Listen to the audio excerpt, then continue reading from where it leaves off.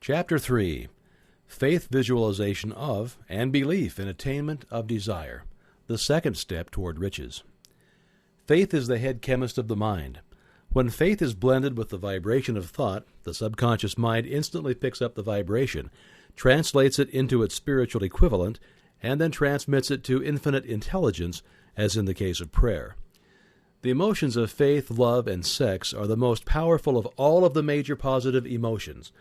When the three are blended, they have the effect of coloring the vibration of thought in such a way that it instantly reaches the subconscious mind, where it is changed into its spiritual equivalent, the only form that induces a response from infinite intelligence. Love and faith are psychic, related to the spiritual side of man. Sex is purely biological and related only to the physical. The mixing or blending of these three emotions has the effect of opening a direct line of communication between the finite, thinking mind of man and the infinite intelligence. How to develop faith?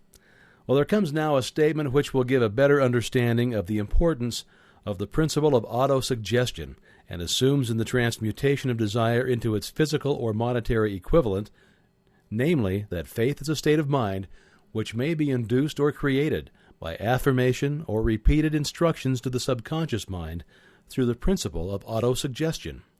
As an illustration, consider the purpose for which you are presumably reading this book.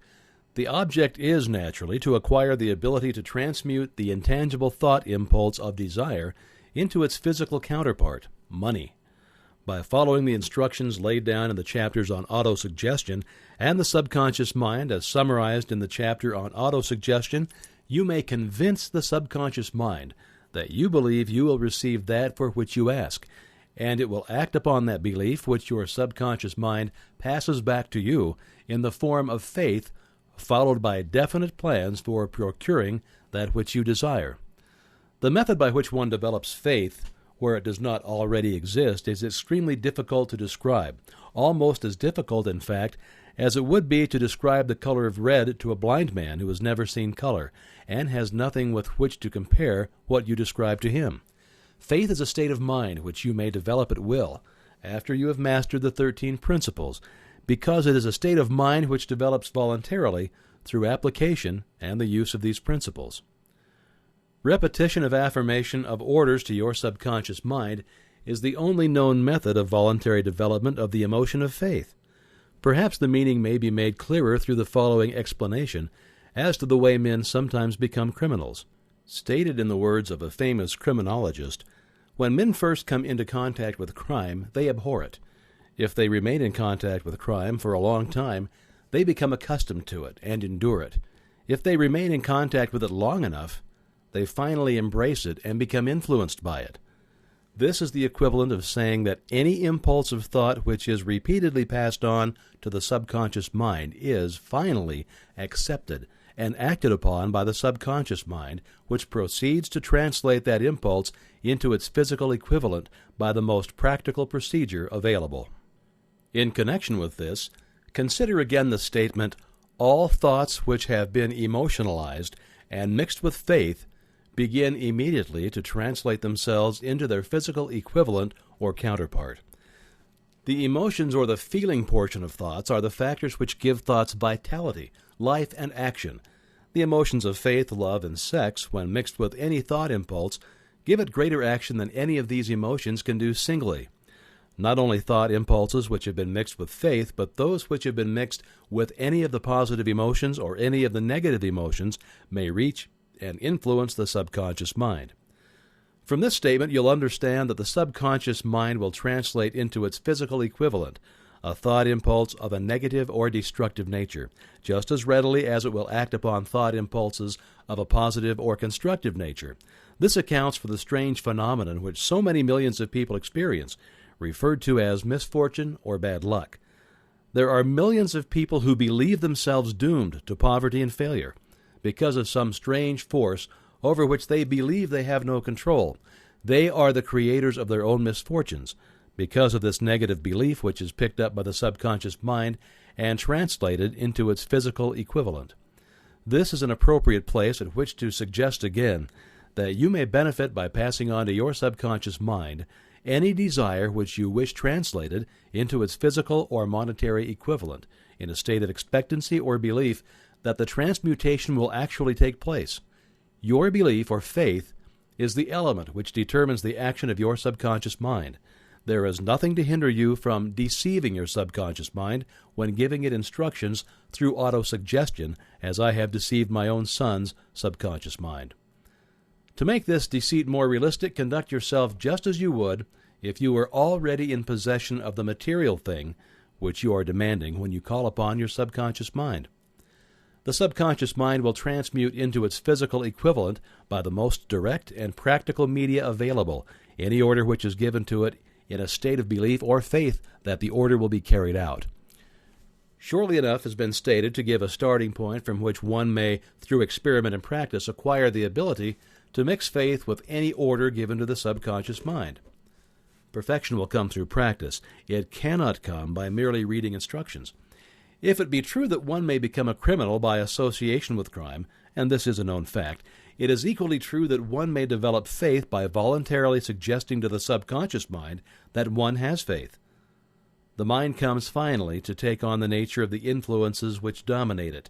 Understand this truth, and you will know why it is essential for you to encourage the positive emotions as dominating forces of your mind and discourage and eliminate negative emotions.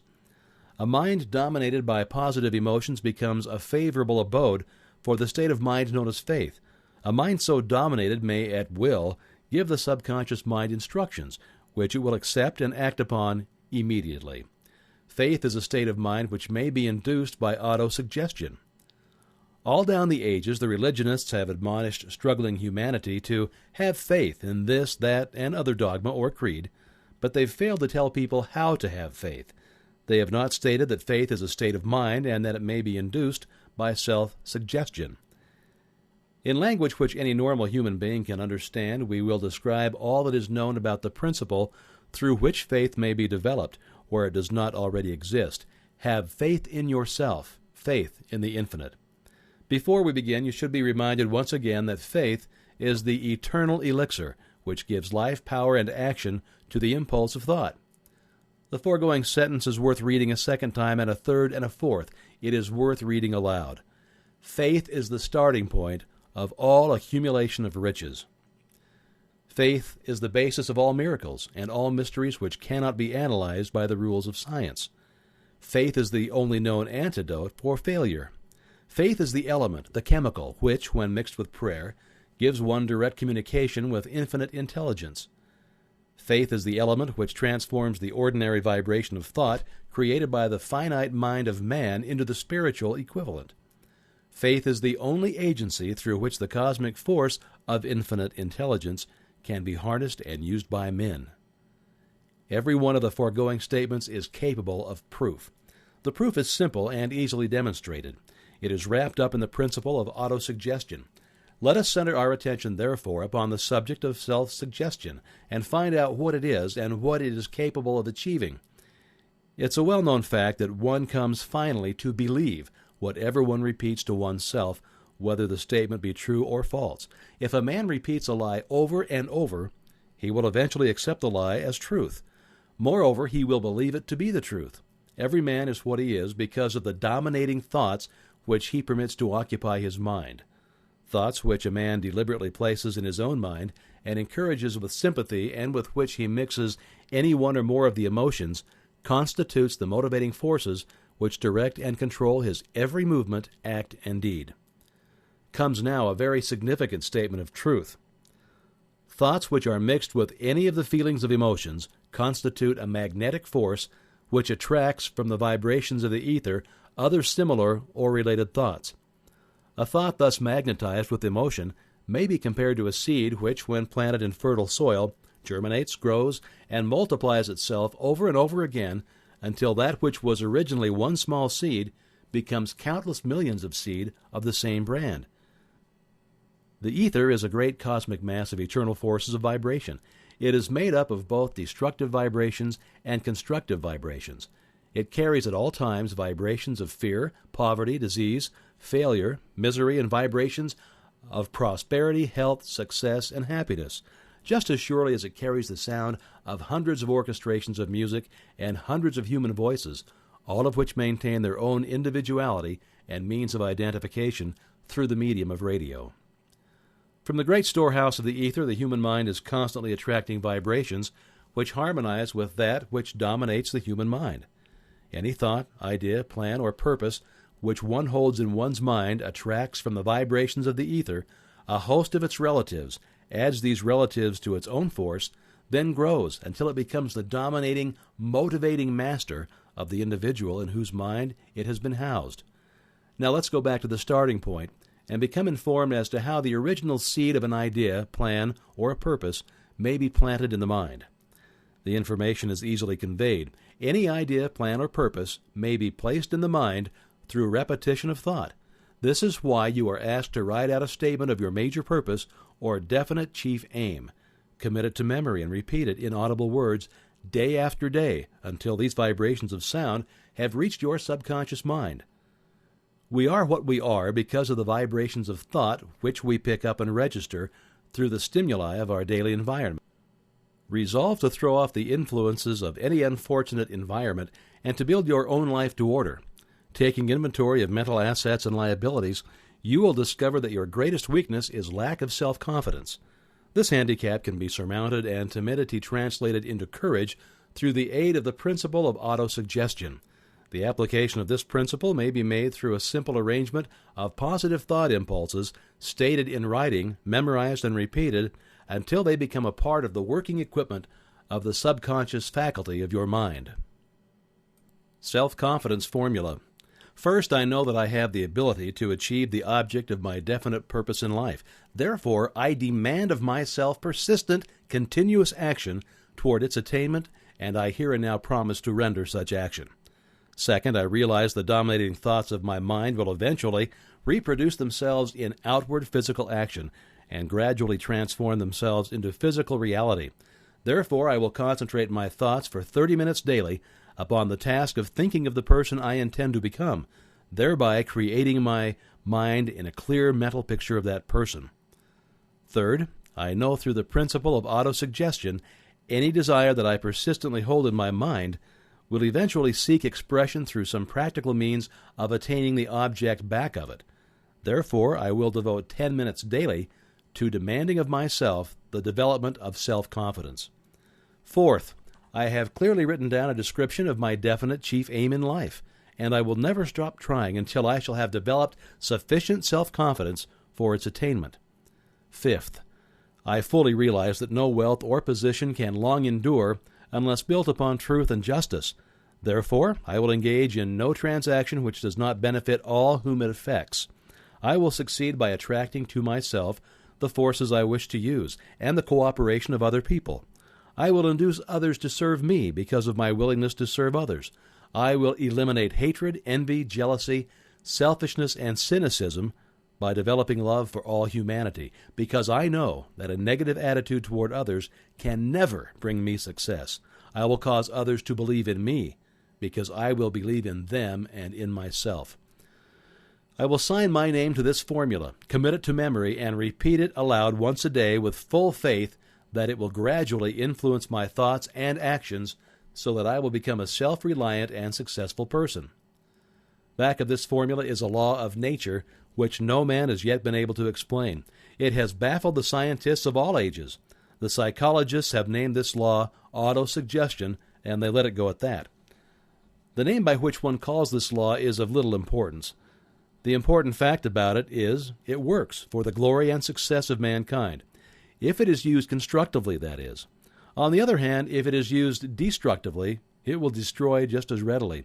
In this statement may be found a very significant truth, namely that those who go down in defeat and end their lives in poverty, misery, and distress do so because of negative application of the principle of autosuggestion.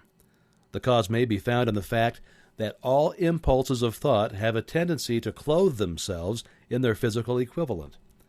The subconscious mind, which is the chemical laboratory in which all thought impulses are combined and made ready for translation into physical reality, makes no distinction between constructive and destructive thought impulses. It works with the material that we feed it through our thought impulses. The The subconscious mind will translate into reality a thought driven by fear just as readily as it will translate into reality a thought driven by courage or faith. The pages of medical history are rich with illustrations of cases of suggestive suicide. A man may commit suicide through negative suggestion just as effectively as by any other means.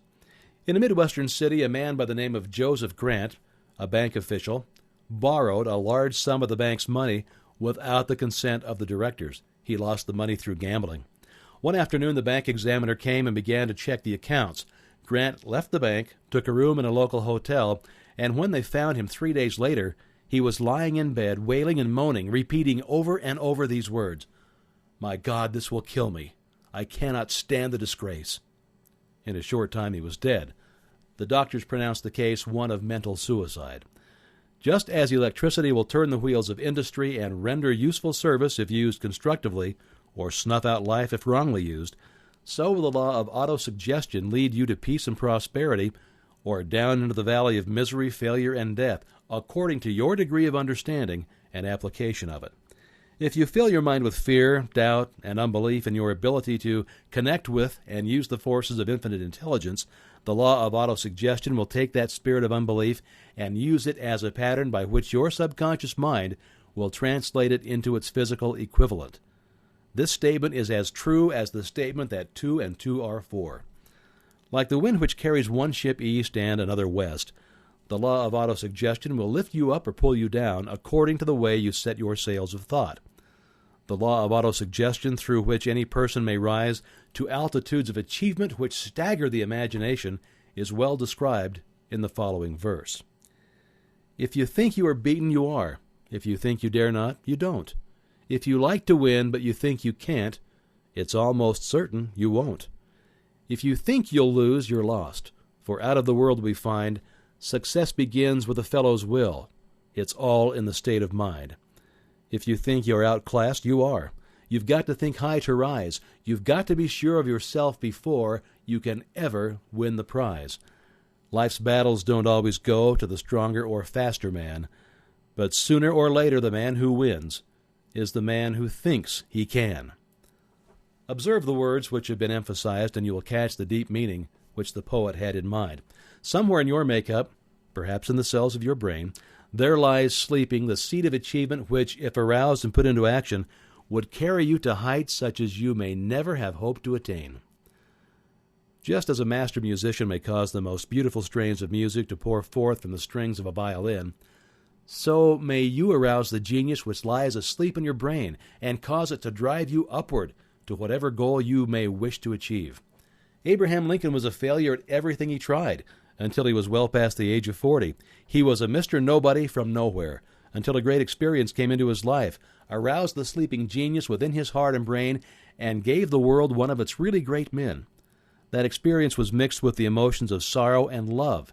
It came to him through Anne Rutledge, the only woman whom Lincoln ever truly loved. It's a known fact that the emotion of love is closely akin to the state of mind known as faith, and this for the reason that love comes very near to translating one's thought impulses into their spiritual equivalent.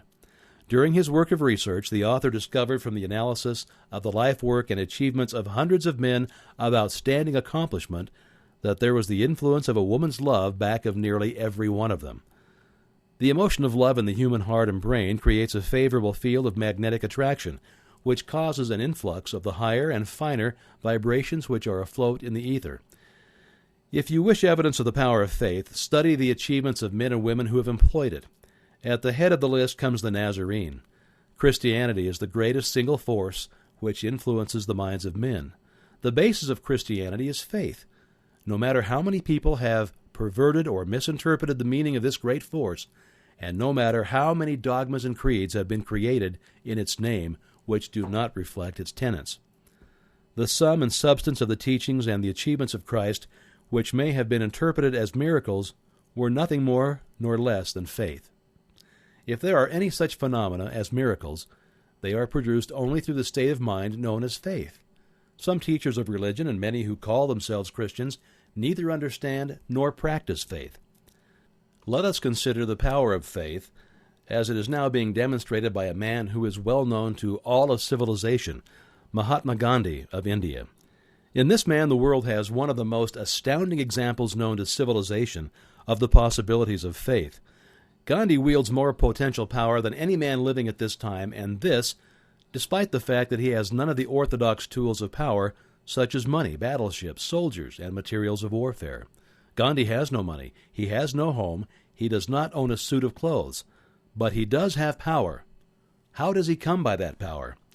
He created it out of his understanding of the principle of faith, and through his ability to transplant that faith into the minds of 200 million people. Gandhi has accomplished, through the influence of faith, that which the strongest military power on earth could not, and never will accomplish through soldiers and military equipment. He has accomplished the astounding feat of influencing 200 million minds to coalesce and move in unison as a single mind. What other force on earth, except faith, could do as much? There will come a day when employees, as well as employers, will discover the possibilities of faith. That day is dawning. The whole world has had ample opportunity during the recent business depression to witness what the lack of faith will do to business. Surely civilization has produced a sufficient number of intelligent human beings to make use of this great lesson which the Depression has taught the world. During this Depression, the world had evidence in abundance that widespread fear will paralyze the wheels of industry and business. Out of this experience will arise leaders in business and industry who will profit by the example which Gandhi has set for the world, and they will apply to business the same tactics which he has used in building the greatest following known in the history of the world. These leaders will come from the rank and file of the unknown men who now labor in the steel plants or the coal mines, the automobile factories, and in the small towns and cities of America. Business is due for a reform. Make no mistake about this. The methods of the past, based upon economic combinations of force and fear, will be supplanted by the better principles of faith and cooperation. Men who labor will receive more than daily wages. They will receive dividends from the business, the same as those who supply the capital for business. But first, they must give more to their employers and stop this bickering and bargaining by force at the expense of the public. They must earn the right to dividends. Moreover, and this is the most important thing of all, they will be led by leaders who will understand and apply the principles employed by Mahatma Gandhi. Only in this way may leaders get from their followers the spirit of full cooperation, which constitutes power in its highest and most enduring form. This stupendous machine age in which we live and from which we are just emerging has taken the soul out of men. Its leaders have driven men as though they were pieces of cold machinery. They were forced to do so by the employees who have bargained at the expense of all concerned to get and not to give. The watchword of the future will be human happiness and contentment, and when this state of mind shall have been attained, the production will take care of itself more effectively than anything that has ever been accomplished where men did not and could not mix faith and individual interest with their labor. Because of the need for faith and cooperation in operating business and industry, it will be both interesting and profitable to analyze an event which provides an excellent understanding of the method by which industrialists and businessmen accumulate great fortunes by giving before they try to get. The event chosen for this illustration dates back to 1900, when the United States Steel Corporation was being formed. As you read the story, keep in mind these fundamental facts, and you will understand how ideas have been converted into huge fortunes. First, the huge United States Steel Corporation was born in the mind of Charles M. Schwab in the form of an idea that he created through his imagination. Second, he mixed faith with his idea. Third, he formulated a plan for the transformation of his idea into physical and financial reality. Fourth, he put his plan into action with his famous speech at the University Club. Fifth, he applied and followed through on his plan with persistence and backed it with firm decision until it had been fully carried out. Sixth, he prepared the way for success by a burning desire for success. If you're one of those who have often wondered how great fortunes are accumulated, the story of the creation of the United States Steel Corporation will be enlightening. If you have any doubt that men can think and grow rich, this story should dispel that doubt, because you can plainly see in the story of the United States Steel the application of a major portion of the 13 principles described in this book. This astounding description of the power of an idea was dramatically told by John Lowell in the New York World Telegram, with whose courtesy it is here reprinted. A pretty after-dinner speech for $1 billion. When on the evening of December 12, 1900, some 80 of the nation's financial nobility gathered in the banquet hall of the University Club on Fifth Avenue to do honor to a young man from out of the West, not half a dozen of the guests realized they were to witness the most significant episode in American industrial history. J. Edward Simmons and Charles Stuart Smith, their hearts full of gratitude for the lavish hospitality bestowed on them by Charles M. Schwab during a recent visit to Pittsburgh, had arranged the dinner to introduce the 38-year-old steel man to Eastern Banking Society.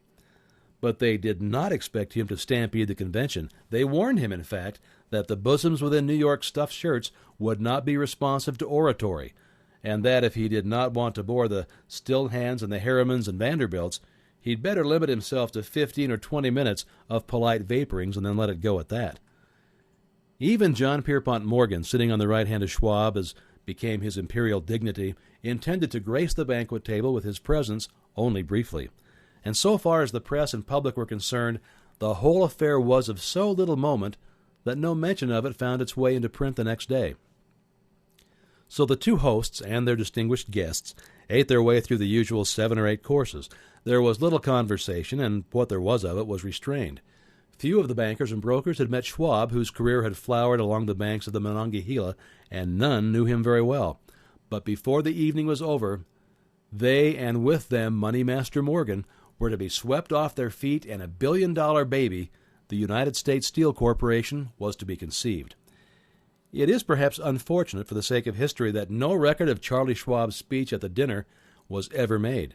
He repeated some parts of it at a later date during a similar meeting of Chicago bankers, and still later, when the government brought suit to dissolve the Steel Trust, he gave his own version from the witness stand of the remarks. It is probable, however, that it was a homely speech, somewhat ungrammatical, for the niceties of language never bothered Schwab, full of epigram and threaded with wit. But aside from that, it had a galvanic force and effect upon the $5 billion of estimated capital that was represented by the diners. After it was over and the gathering was still under its spell, although Schwab had talked for 90 minutes, Morgan led the orator to a recessed window where, dangling their legs from the high, uncomfortable seat, they talked for an hour or more. The magic of the Schwab personality had been turned on, full force, but what was more important and lasting was the full-fledged, clear-cut program he laid down for the aggrandizement of steel. Many other men had tried to interest Morgan in slapping together a steel trust after the pattern of the biscuit, wire, and hoop, sugar, rubber, whiskey, oil, or chewing gum combinations. John W. Gates, the gambler, had urged it, but Morgan distrusted him. The Moore boys, Bill and Jim, Chicago stock jobbers who had glued together a match trust and a cracker corporation, had urged it and failed. Elbert H. Gary, the sanctimonious country lawyer, wanted to foster it, but he wasn't big enough to be impressive. Until Schwab's eloquence took J.P. Morgan to the heights from which he could visualize the solid results of the most daring financial undertaking ever conceived, the project was regarded as a delirious dream of easy money crackpots. The financial magnetism that began a generation ago to attract thousands of small and sometimes inefficiently managed companies into large and competition-crushing combinations had become operative in the steel world through the devices of that jovial business pirate, John W. Gates. Gates had already formed the American Steel and Wire Company out of a chain of small concerns, and together the National Tube and American Bridge Companies were two more Morgan concerns, and the Moore brothers had forsaken the match and cookie business to form the American Group, Tin Plate, Steel Hoop, Sheet Steel, and the National Steel Company. But by the side of Andrew Carnegie's gigantic vertical trust, a trust owned and operated by 53 partners, those other combinations were picayune. They might combine to their heart's content, but the whole lot of them could not make a dent in the Carnegie organization, and Morgan knew it. The eccentric old Scot knew it too. From the magnificent heights of Skibo Castle, he had viewed first with amusement and then with resentment the attempts of Morgan's smaller companies to cut into his business. When the attempts became too bold, Carnegie's temper was translated into anger and retaliation. He decided to duplicate every mill owned by his rivals. Hitherto he had not been interested in wire, pipe, hoops, or sheet. Instead, he was content to sell such companies the raw steel and let them work it into whatever shape they wanted. Now with Schwab as his chief and able lieutenant, he planned to drive his enemies to the wall. So it was in that speech of Charles M. Schwab, Morgan saw the answer to his problem of combination. A trust without Carnegie, giant of them all, would be no trust at all. A plum pudding, as one writer said, without the plums. Schwab's speech on the night of December 12, 1900, undoubtedly carried the inference, though not the pledge, that the vast Carnegie enterprise could be brought under the Morgan tent. He talked of the world future for steel, of reorganization for efficiency, of specialization, of the scrapping of unsuccessful mills, and the concentration of effort on the... More than that, he told the buccaneers among them wherein lay the errors of their customary piracy. Their purposes, he inferred, had been to create monopolies, raise prices, and pay themselves fat dividends out of privilege. Schwab condemned the system in his heartiest manner. The short-sightedness of such a policy, he told his hearers, lay in the fact that it restricted the market in an era when everything cried for expansion.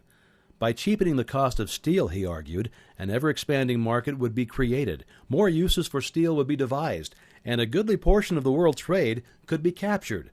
Actually, though, he did not know it, Schwab was an apostle of modern mass production. So the dinner at the University Club came to an end. Morgan went home to think about Schwab's rosy predictions. Schwab went back to Pittsburgh to run the steel business for We Andra Carnegie, while Gary and the rest went back to their stock tickers to fiddle around in anticipation of the next move. It was not long coming. It took Morgan about 1 week to digest the feast of reason that Schwab had placed before him. When he had assured himself that no financial indigestion was to result, he sent for Schwab and found that the young man rather coy. Mr. Carnegie, Schwab indicated, might not like it if he found his trusted company president had been flirting with the Emperor of Wall Street, the street upon which Carnegie was resolved never to tread. Then it was suggested by John W. Gates, the go-between, that if Schwab happened to be in the Bellevue Hotel in Philadelphia, J.P. Morgan might also happen to be there. When Schwab arrived, however, Morgan was inconveniently ill at his New York home, and so on the elder man's pressing invitation, Schwab went to New York and presented himself at the door of the financier's library. Now, certain economic historians have professed the belief that from the beginning to the end of the drama, the stage was set by Andrew Carnegie, that the dinner to Schwab, the famous speech, the Sunday night conference between Schwab and the Money King were events arranged by the canny Scot. But the truth is exactly the opposite. When Schwab was called in to consummate the deal, he didn't even know whether the little boss, as Andrew was called, would so much as listen to an offer to sell, particularly to a group of men whom Andrew regarded as being endowed with something less than holiness. But Schwab did take into the conference with him, in his own handwriting, 6 sheets of copperplate figures, representing to his mind the physical worth and the potential earning capacity of every steel company he regarded as an essential star in the new metal firmament. 4 men pondered over these figures all night. The chief, of course, was Morgan, steadfast in his belief in the divine right of money. With him was his aristocratic partner, Robert Bacon, a scholar and a gentleman. The third was John W. Gates, whom Morgan scorned as a gambler and used as a tool. The fourth was Schwab, who knew more about the processes of making and selling steel than any whole group of men then living. Throughout that conference, the Pittsburgher's figures were never questioned. If he said a company was worth so much, then it was worth that much and no more. He was insistent, too, upon including in the combination only those concerns he nominated. He had conceived a corporation in which there would be no duplication, not even to satisfy the greed of friends who wanted to unload their companies upon the broad Morgan shoulders. This he left out by design. A number of the larger concerns upon the walruses and carpenters of Wall Street had cast hungry eyes. When dawn finally came, Morgan rose and straightened his back. Only one question remained. "Do you think you can persuade Andrew Carnegie to sell?" he asked. "I can try," said Schwab. "If you get him to sell, I will undertake the matter," said Morgan. So far so good, but would Carnegie sell? How much would he demand? Schwab thought about $320 million. What would he take payment in? Common or preferred stocks? Bonds? Cash? Nobody could raise $1/3 billion in cash. There was a golf game in January on the frost-cracking heath of the St. Andrews Links in Westchester, with Andrew bundled up in sweaters against the cold and Charlie talking volubly as usual to keep his spirits up. But no word of business was mentioned until the pair sat down in the cozy warmth of the Carnegie cottage hard by. Then, with the same persuasiveness that had hypnotized 80 millionaires at the University Club, Schwab poured out the glittering promises of retirement and comfort, of untold millions to satisfy the old man's social caprices. Carnegie capitulated, wrote a figure on a slip of paper, handed it to Schwab, and said, "All right, that's what we'll sell it for." The figure was approximately $400 million and was reached by taking the $320 million mentioned by Schwab as a basic figure and adding to it $80 million to represent the increased capital value over the previous 2 years. Later on the deck of a transatlantic liner, the Scotsman said ruefully to Morgan, "I wish I had asked you for $100 million more." "If you'd have asked for it, you'd have gotten it," Morgan told him cheerfully. There was an uproar, of course. A British correspondent cabled that the foreign steel world was appalled by the gigantic combination. President Hadley of Yale declared that unless trusts were regulated, the country might expect an emperor in Washington within the next 25 years. But that able stock manipulator Keene went at his work of shoving the new stock at the public, and he was so vigorous that all the excess water, estimated by some nearly at $600 million, was absorbed in a twinkling. So Carnegie has his millions, and the Morgan Syndicate had $62 million for all its trouble, and the boys from Gates to Gary had their millions. The 38-year-old Schwab had his reward. He was made president of the new corporation and remained in control until 1930. The dramatic story of big business which you have just finished was included in this book because it's a perfect illustration of the method by which desire can be transmuted into its physical equivalent. I imagine some readers will question the statement that a mere intangible desire can be converted into its physical equivalent.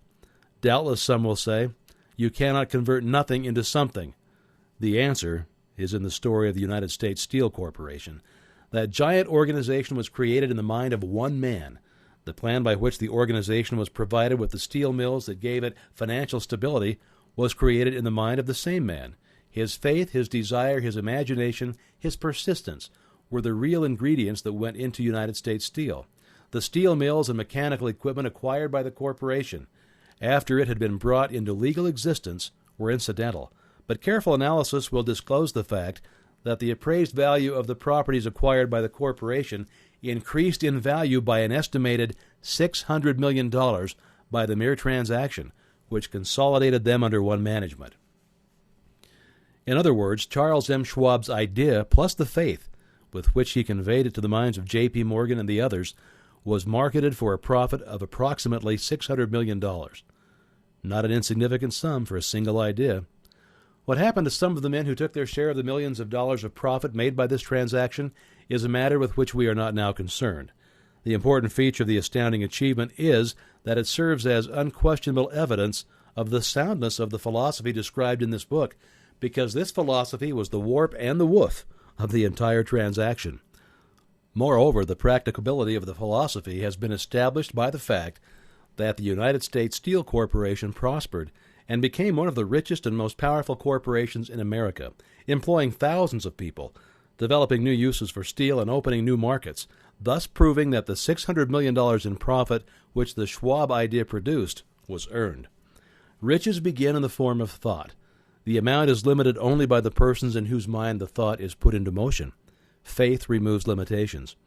Remember this when you're ready to bargain with life for whatever it is that you ask as your price for having passed this way. Remember also that the man who created the United States Steel Corporation was practically unknown at the time. He was merely Andrew Carnegie's Man Friday, until he gave birth to his famous idea. After that, he quickly rose to a positive position of power, fame, and riches. There are no limitations to the mind except those we acknowledge. Both poverty and riches are the offspring of thought.